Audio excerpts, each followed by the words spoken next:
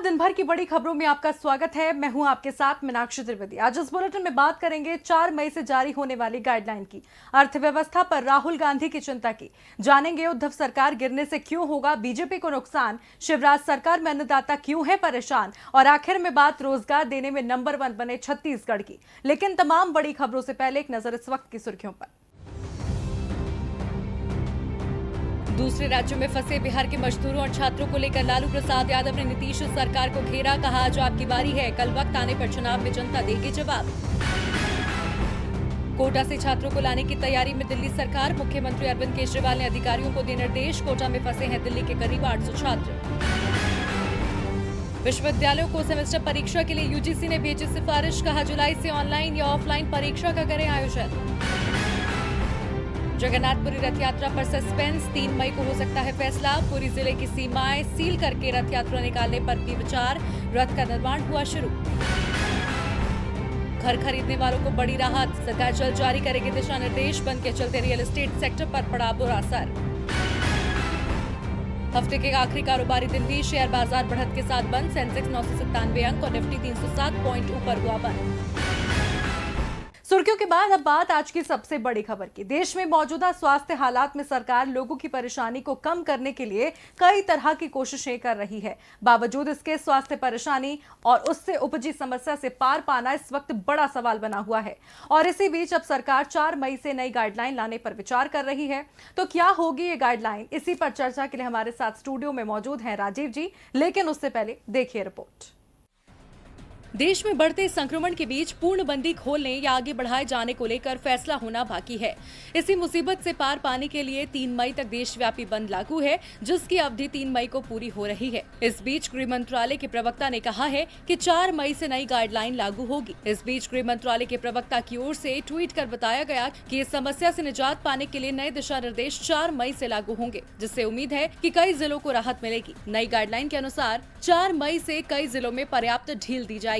Lockdown में फंसे मजदूर छात्र अपने घर जा सकेंगे। कुछ शर्तों के साथ गंतव्य तक जाने की अनुमति मिली है। प्रदेशों को इसके लिए नोडल अधिकारी बनाने होंगे। राज्य में फंसे हुए लोगों का पंजीकरण भी करना होगा। राज्यों में रेड जोन में प्रतिबंध बरकरार रह सकता है और इन जोन में छूट मिल सकती है। ग्रीन जोन वाले इलाकों में राज्य दे सकते हैं छूट। फिलहाल इस रणनीति को कैसे अमल में लाया जाएगा, इस पर अब तक तस्वीर साफ नहीं है। इस बीच राज्यों की चिंता संसाधनों को लेकर बढ़ रही है। राज्य एक तरफ पूरी छूट देने को लेकर खुद हिचकिचाहट में है, तो वहीं उनकी चिंता ये भी है कि बंद की वजह से प्रभावित बड़ी आबादी को राहत कैसे पहुंचाएं। अब रुख करते हैं राजीव जी का। राजीव जी, आपका स्वागत है। धन्यवाद मीनाक्षी। राजीव जी, सरकार ने लॉकडाउन 3 की तैयारी कर ली है, शायद इसीलिए कामगारों को घर वापसी की इजाजत भी दे दी गई है। लेकिन राजीव जी, यहाँ सवाल ये है कि जब मजदूर नहीं होंगे तो उद्योग धंधे कैसे चालू होंगे? क्या सरकार मजदूरों की रोजी रोटी और उद्योग जगत के बारे में कोई रणनीति नहीं बना पा रही है? क्या सरकार कारोबारियों को नजरअंदाज कर रही है? देखिए मीनाक्षी, पहली बात तो यह है कि इतने दिनों तक मोदी सरकार आखिर कहां थी? जब लोग पैदल अपने अपने घरों की ओर निकल पड़े थे तब कहां थी? जब इस लॉकडाउन की वजह से लोगों को खाने के लाले पड़ गए थे तब मोदी सरकार कहां थी? और कई प्रवासी मजदूरों और कामगारों की जब नौकरी चली गई, जिस घर में वो किराए पर रहते थे वहां से निकाल बाहर कर दिए गए, तब मोदी सरकार को आखिर उनकी चिंता क्यों नहीं हुई? अब जब लॉकडाउन पार्ट 2 खत्म होने वाला है तब आप नोटिफिकेशन जारी कर रहे हैं कि राज्य सरकारें चाहें तो अपने अपने लोगों को आपसी सहमति से वापस बुला सकती हैं। पहली बात तो यह है कि इसके लिए राज्यों के ऊपर दबाव कौन बनाएगा? जैसे बिहार के मुख्यमंत्री तो पहले ही अपने राज्य के प्रवासियों को बुलाने से मना कर चुके हैं। आपको याद होगा कि आरजेडी के नेता जो तेजस्वी यादव हैं वो लगातार मुख्यमंत्री के ऊपर दबाव बना रहे हैं। और दूसरी बात ये कि अगर इतने दिनों बाद ये प्रवासी कामगार अपने घरों तक पहुंच भी जाते हैं तो इनके जीवन यापन की क्या व्यवस्था होगी? अभी तक तो अपने घर बार को छोड़कर जीवन यापन के लिए ही किसी और राज्य में ये चले आए थे। अब तो उनके पास कुछ भी नहीं बचेगा। इसी तरह अगर कामगार अपने अपने घरों को चले जाएंगे तो फिर कल को जब लॉकडाउन हटेगा तब उन फैक्ट्रियों और ऑफिसों में काम करने के लिए लोग कहां से आएंगे? क्योंकि अब तक जिनके सहारे फैक्ट्रियां चलती थीं वो तो घर वापस चले गए और इतनी जल्दी शायद ही वो लौट कर आएंगे। कुल मिलाकर मोदी सरकार के पास न कोई प्लान है और न ही कोई विजन। हालांकि आज ही रघुराम राजन जो आरबीआई के पूर्व गवर्नर हैं, उन्होंने बहुत वाजिब सलाह राहुल गांधी के जरिए मोदी सरकार को दी है कि उद्योग को चालू रखते हुए लॉकडाउन को आगे बढ़ाने पर विचार करना चाहिए, जिससे न किसी को आर्थिक परेशानी आएगी और न ही देश में कोई अफरा तफरी का माहौल पैदा होगा। लेकिन ये मोदी सरकार है मीनाक्षी, यहाँ सिर्फ सरप्राइज चलता है। बहुत बहुत धन्यवाद राजीव जी आपका तमाम जानकारियों के लिए। अब बढ़ते हैं अपनी अगली खबर की ओर। गर्त में जाती भारतीय अर्थव्यवस्था मोदी सरकार के लिए इस वक्त सबसे बड़ी चुनौती बनती नजर आ रही है। कई अर्थशास्त्रियों ने मोदी सरकार को सलाह भी दी, लेकिन उसके बावजूद सरकार के पास अभी तक स्थिति सुधारने के लिए कोई दमदार रणनीति नजर नहीं आती।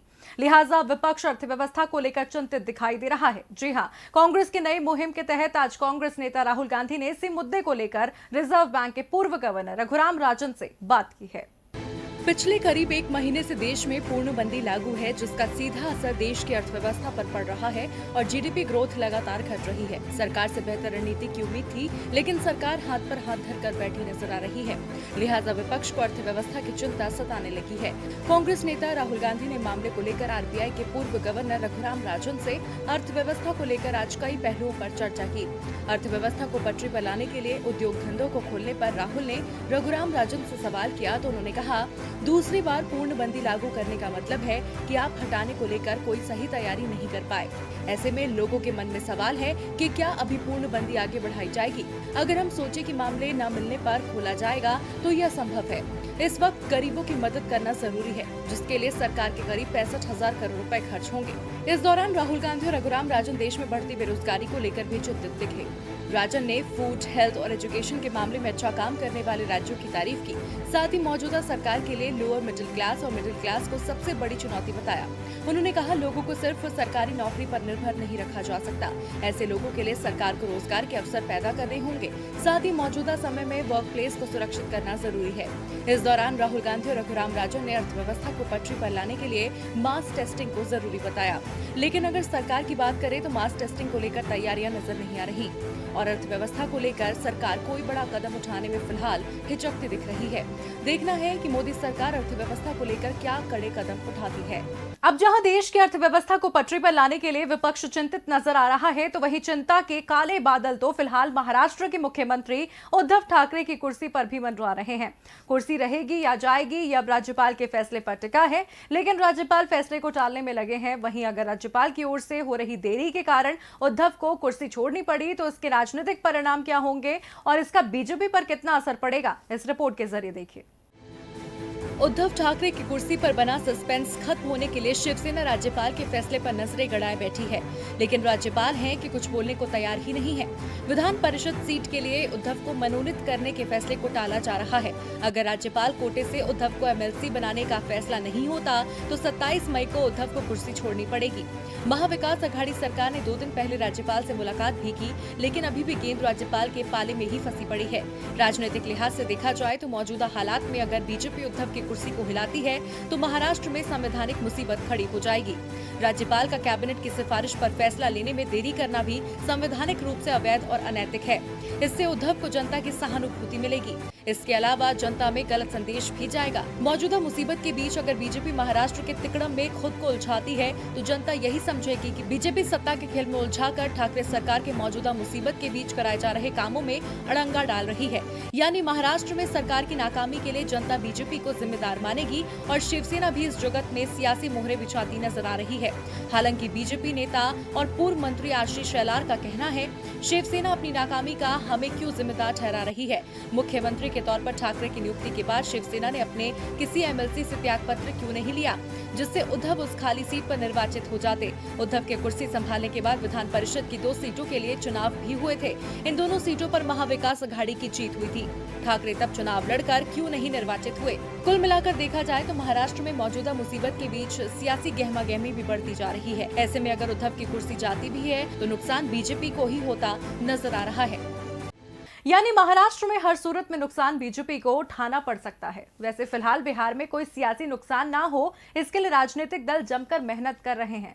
दरअसल तेजस्वी यादव जहां नीतीश सरकार को घेर रहे हैं, तो वहीं सत्तारूढ़ दल विपक्ष पर मुश्किल वक्त में सियासी रोटियां सेकने का दोष मढ़ रहा है। लेकिन अब तो नीतीश सरकार में मंत्री भी ऐसे बयान दे रहे हैं जो साफ तौर पर चुनावी बिसात बिछाते नजर आ रहे हैं। तो क्या है पूरा मामला, इस रिपोर्ट में देखिए। अब तक राजस्थान के कोटा में फंसे छात्र और कामगारों का मुद्दा जब भी विपक्ष उठा रहा था तो सत्ता पक्ष उसे राजनीति करार दे रहा था, लेकिन अब तो बिहार सरकार में श्रम और संसाधन मंत्री विजय कुमार सिन्हा ने ही कोटा मामले को लेकर विपक्ष को घेरना शुरू कर दिया है, जिसे सियासत के चश्मे से देखना गलत नहीं होगा। जी हाँ, नीतीश के मंत्री विजय कुमार सिन्हा ने विपक्ष को आड़े हाथों लेते हुए कहा कि सरकार अपने कामगारों के लिए 24 घंटे काम कर रही है, लेकिन विपक्ष नौटंकी कर रहा है। विपक्ष नौटंकी ना करे। साथ ही उन्होंने कहा कि विपक्ष की जब सरकार थी तब उन्होंने ऐसा गलत माहौल कायम किया कि बच्चे कोटा पढ़ने गए। उन्होंने कहा कि विपक्ष के पाप का नतीजा है। साथ ही उन्होंने कहा विपक्ष को शर्म आनी चाहिए और राहत कार्य में हिस्सा लेना चाहिए, लेकिन ये नौटंकी कर रहे हैं, वातावरण को भी राजनीतिक ईर्ष्या से खराब कर रहे हैं। सिन्हा ने कहा कि इनकी सरकार ने कुछ नहीं किया, इसीलिए ये बाहर पढ़ने के लिए मजबूर हो गए। अब जाकर सरकार यहाँ मेडिकल इंजीनियरिंग, IIT और दूसरे वोकेशनल इंस्टीट्यूट खोल रही है। विपक्ष कुछ कर तो नहीं रही है, लेकिन माहौल जरूर खराब कर रही है। वहीं जेडीयू के प्रवक्ता राजीव रंजन ने मंत्री विजय सिन्हा के बयान का समर्थन किया है। उन्होंने कहा कि बिहार कांग्रेस और आरजेडी के नेतृत्व में बिहार वासियों का बाहर जाने का आंकड़ा बहुत ज्यादा था। विजय कुमार सिन्हा के इस बयान का जेडीयू ने तो समर्थन किया है, वहीं आरजेडी क्या प्रतिक्रिया देती है ये देखना होगा।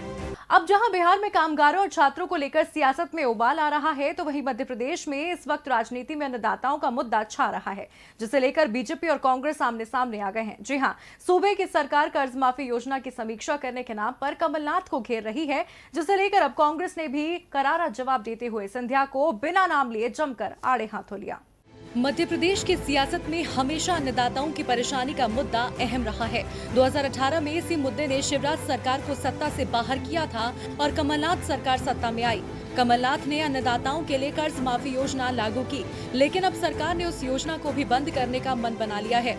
शिवराज सरकार की ओर से कृषि मंत्री कमल पटेल ने किसान ऋण माफी योजना को धोखा देने वाली योजना बताते हुए इसे बंद करने के संकेत दिए हैं। वहीं कांग्रेस ने योजना बंद किए जाने पर सड़क पर उतरने की बात कही है। साथ ही हाल ही में बीजेपी में शामिल हुए ज्योतिरादित्य सिंधिया को भी आड़े हाथों लिया है। जी हां, मध्य प्रदेश कांग्रेस ने ट्वीट किया है, शिवराज बंद करेंगे किसान कर्ज माफी योजना। अब देखते हैं श्रेयंत सड़कों पर कब आते हैं। आपको बता दें, कांग्रेस में रहते हुए ज्योतिरादित्य सिंधिया अन्नदाताओं की कर्ज माफी को लेकर तत्कालीन सीएम कमलनाथ को लगातार घेरा करते थे। कई बार तो सिंधिया को अन्नदाताओं के मुद्दे पर कमलनाथ को उनके वादे याद करवाते, घेराबंदी करते हुए देखा गया था। और अब जब शिवराज सरकार कर्ज माफी योजना को बंद करने की ओर कदम बढ़ा रही है, ऐसे में सवाल उठता है कि क्या सरकार बदलते और बीजेपी का दामन थामते ही सिंधिया भी बदल गए हैं, या फिर उन्हें अब भी अन्नदाताओं की फिक्र है। क्या सिंधिया एक बार फिर इस मुद्दे को लेकर मुखर होंगे? अब सवाल तो कई हैं, जिससे जाहिर है अन्नदाताओं का मुद्दा सूबे में एक बार फिर गरमाने वाला है। और बुलेटिन के आखिर में बात रोजगार देने में नंबर 1 बने छत्तीसगढ़ की। देश के स्वास्थ्य हालात खराब होने के साथ ही अर्थव्यवस्था भी डमाडोल होती जा रही है।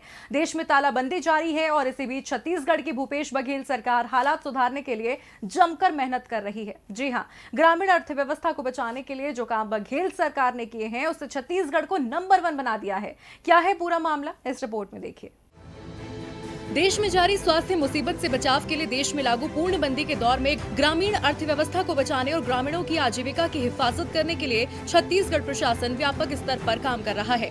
तालाबंदी में मनरेगा के अंतर्गत ग्रामीणों को रोजगार देने में छत्तीसगढ़ अभी पूरे देश में पहले स्थान पर है। जी हां, देश भर में मनरेगा के काम में लगे कुल कामगारों में से करीब 24% अकेले छत्तीसगढ़ से हैं। ये संख्या देश में सर्वाधिक है। प्रदेश की 9,883 ग्राम पंचायतों में चल रहे विभिन्न मनरेगा कार्यों में अभी 18,51,536 श्रमिक काम कर रहे हैं। सूबे के मुख्यमंत्री भूपेश बघेल और पंचायत और ग्रामीण विकास मंत्री टीएस सिंहदेव ने इस कठिन दौर में भी मनरेगा के बेहतरीन क्रियान्वयन के लिए सरपंचों की सक्रियता और तत्परता की सराहना की है। उन्होंने सराहनीय कार्य के लिए सरपंचों के साथ ही मनरेगा की राज्य इकाई और जिला और जनपद पंचायतों की टीम को बधाई दी है। उन्होंने कहा है कि स्वास्थ्य मुसीबत की चुनौतीपूर्ण परिस्थितियों के बीच ये बड़ी उपलब्धि है। प्रदेश भर में इन सबकी मिलीजुली कोशिशों से कार्यस्थल पर जरूरी शारीरिक दूरी बनाकर, मुंह ढककर और स्वच्छता मानकों के साथ मनरेगा कार्यों के जरिए श्रमिक परिवारों को राहत पहुंचाई जा रही है। केंद्रीय ग्रामीण विकास मंत्रालय की ओर से जारी आंकड़ों के अनुसार मनरेगा कार्यों में भी पूरे देश में 77,85,990 कामगार शामिल हैं, जिनमें 18,91,536 कामगार अकेले छत्तीसगढ़ से हैं, जो कुल कामगारों की संख्या का करीब 1/4 है। लिस्ट में 14% हिस्सेदारी के साथ राजस्थान दूसरे, 12% भागीदारी के साथ उत्तर प्रदेश तीसरे स्थान पर है। आपको बता दें, देशव्यापी पूर्णबंदी के बावजूद मौजूदा वित्त वर्ष में भी पिछले वर्ष की ही तरह मनरेगा में प्रदेश का बेहतरीन प्रदर्शन प्रदर्शन लगातार जारी है। प्रदेश में मनरेगा के तहत ज्यादातर रोजगार देने में राजनांदगांव, जांजगीर चांपा और महासमुंद जिले शीर्ष पर हैं। यानी भूपेश बघेल सरकार ने मनरेगा को प्रदेश में सफल बनाने के लिए खूब मेहनत की है।